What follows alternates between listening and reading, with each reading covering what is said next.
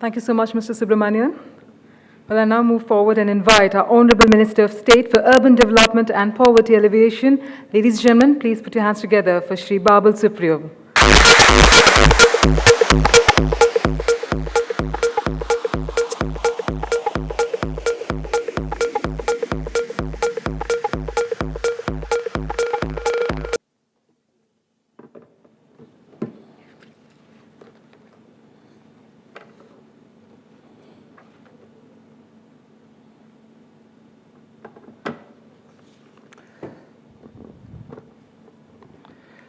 Good evening, ladies and gentlemen. First of all, welcome all the dignitaries, and I would like to express my heartfelt gratitude and happiness for having invited me to be the chief guest at this Economic Times Supply Chain Management.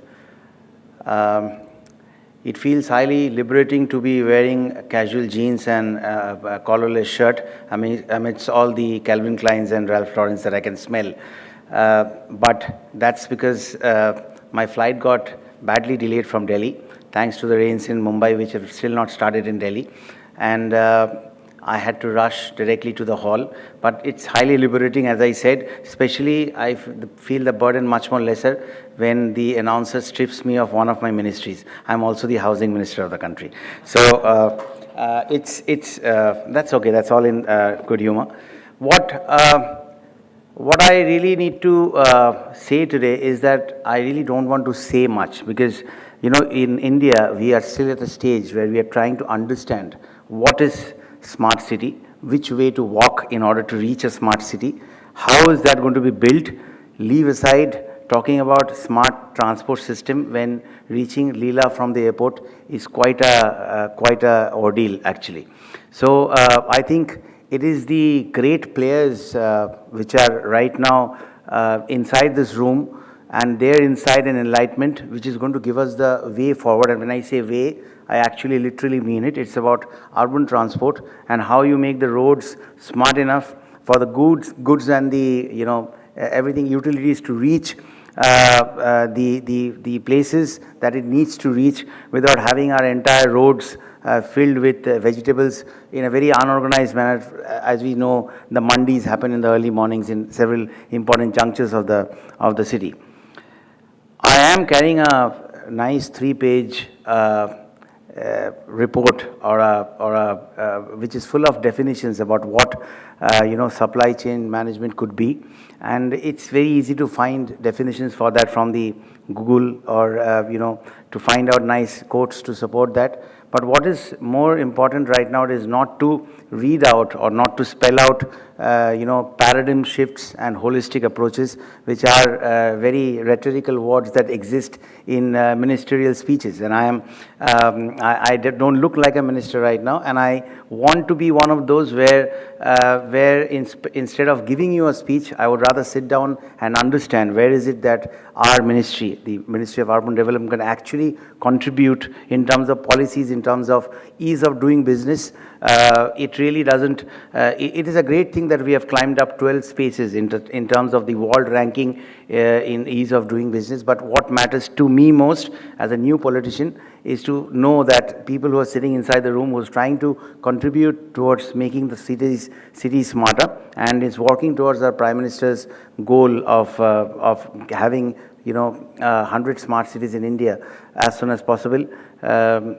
actually facing or experiencing that ease of doing business when it comes to getting their endeavors and idea on ground zero. And I say ground zero because in most cases that ground zero has remained ground zero, where there are areas which have not been addressed, and there have been no movements that have taken place in many years, in spite of we being 67 years away from independence. Now, this is not a political statement. This is someone.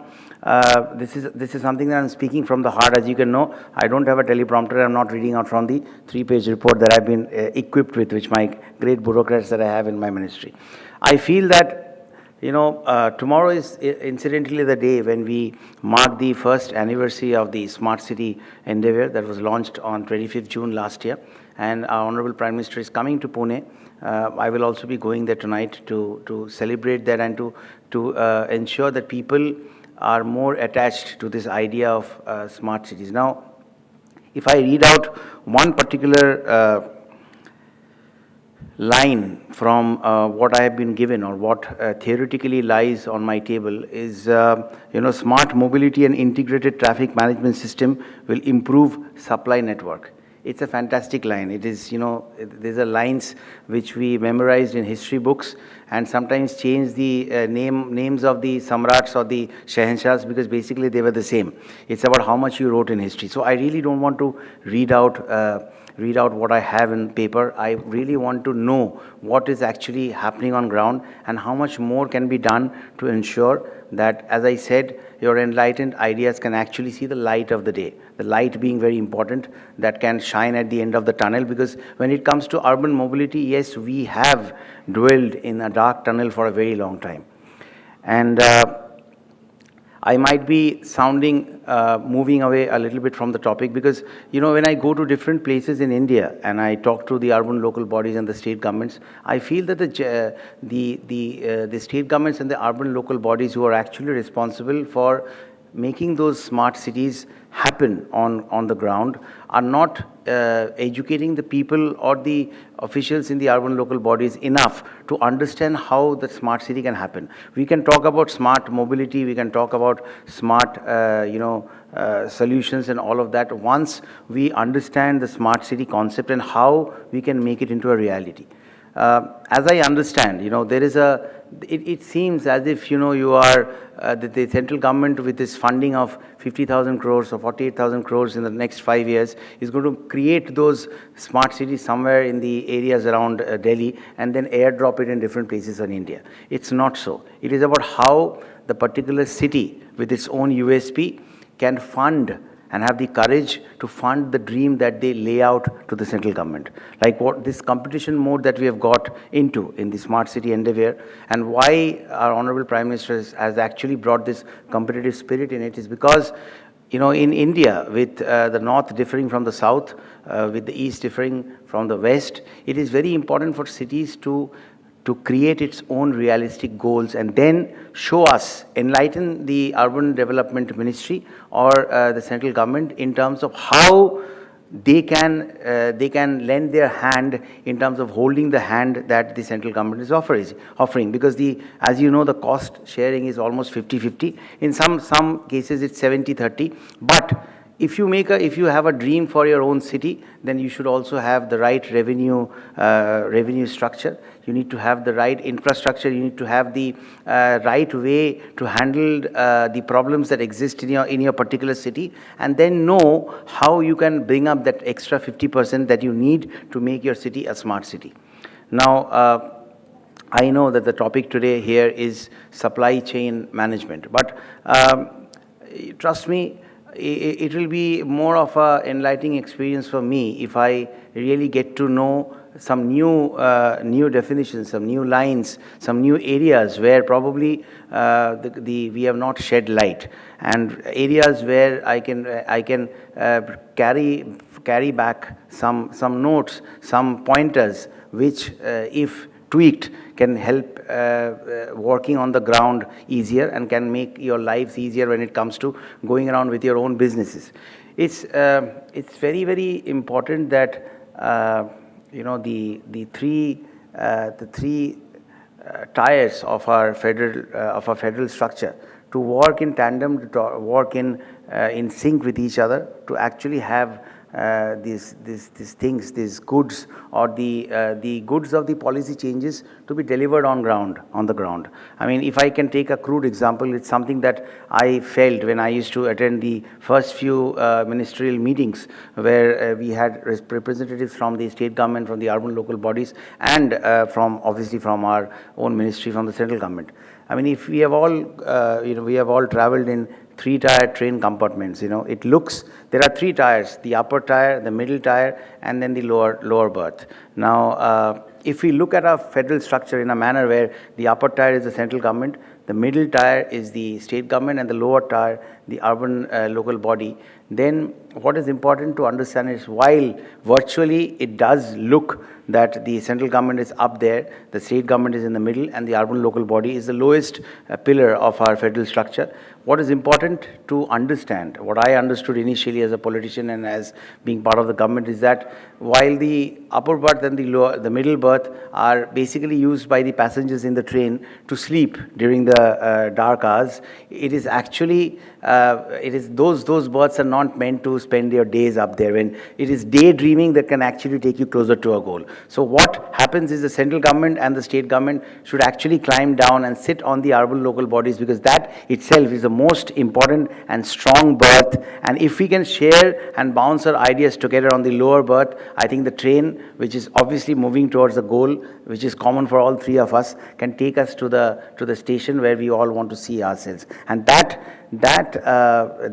sync is something that in the central government we are trying to do. There are several areas where we are encouraging new ideas, where the urban local bodies, the state governments, we are having several workshops in Delhi where the urban local bodies are being trained in terms of how they can create their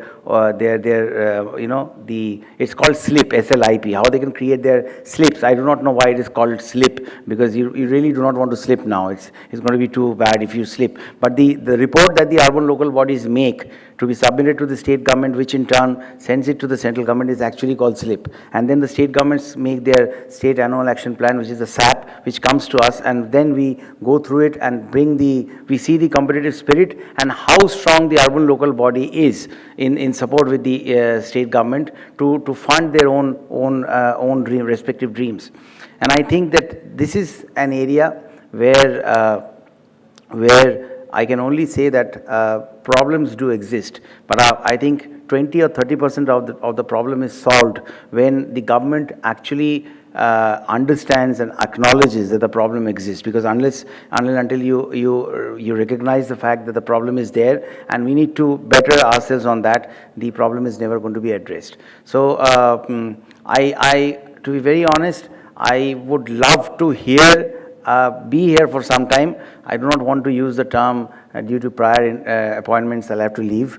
But nevertheless, I would want to be here, hear a few keynote addresses to understand what exactly you're looking at, what exactly you mean in terms of supply chain management, where policy is just not something that exists or lays on files or in files. Rather, policy under the leadership of our Prime Minister should be a doing word, a verb. And that is exactly what my message to all of you is going to be. And in this era of rapid urbanization, where people from rural areas are all flocking to the huge cities for employment, and then facing different kinds of problems in terms of how they can how they can have a sustainable livelihood, which a term that we so often come across in our files. How they can support themselves has gone so huge that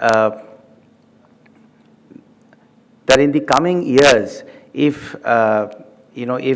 the cities do not make themselves smarter and do not support this rapid urbanization, which is a socio-economic condition, then everything is going to really follow, because our cities in India are basically ancient cities, most of whom they just grew and grew in different directions without knowing what is the direction that they should move, and what exactly can be done to ensure that your workplace need not be 60 kilometers away from the place that you can afford to stay in a particular city.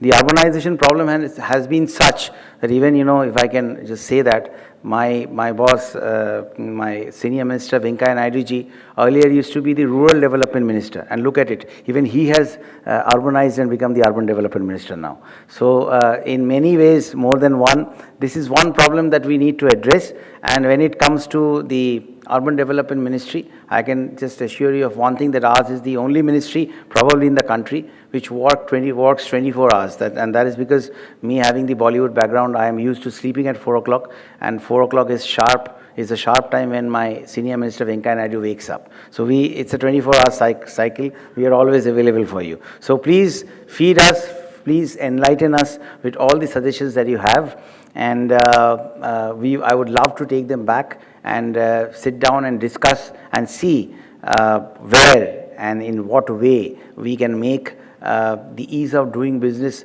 not a number that exists on our files, not a number that we want to announce and be proud about in terms of climbing higher and stuff, but a number that we can actually put into practice and to change the lives of the people who actually dwell in these smart cities.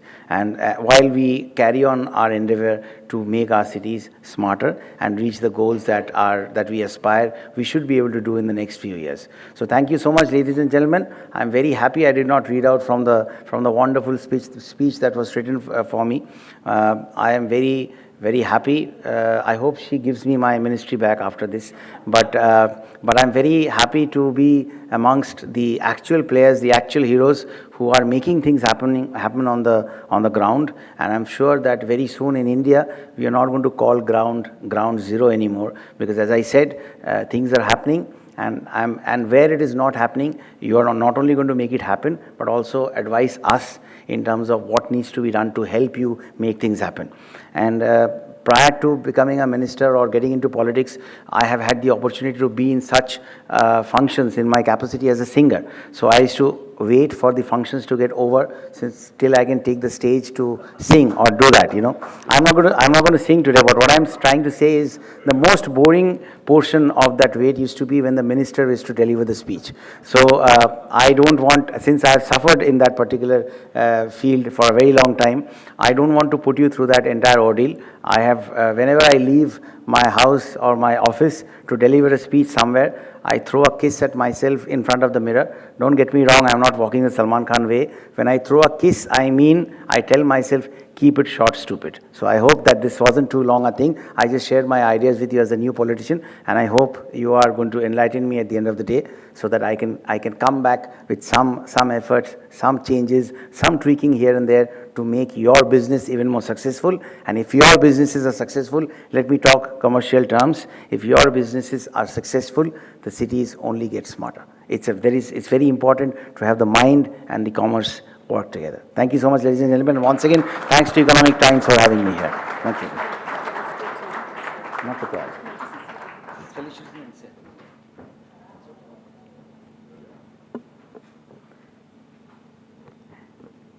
Thank you so much, Shri Babul Supriyo ji, and I'm sure you put a lot of smile on our faces. I think it's all about collaboration also at the end of the day. Well, sir, we would love to felicitate you, for which we request you to kindly come on stage, please. And I request Mr. Rishi Kapoor to kindly come forward and do the needful.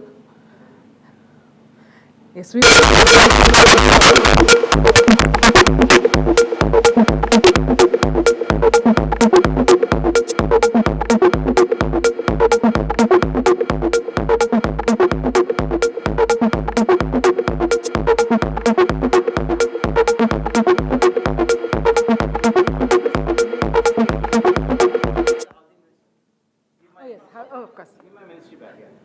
we shall do that. Done. I would request